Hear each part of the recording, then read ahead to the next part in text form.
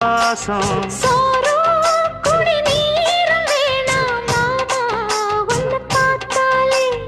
ஆறும் பசியாரும் தானாச மொழி கேட்டாலே ஒன்ன பிரிஞ்சிருக்க தன்னன் தனிச்சிருக்க அம்மம்மாடி அப்பப்பாடி என் மனசு ஒத்துக்காது செந்தூர பாண்டிக்கு ஒரு சோடி கிளி கூட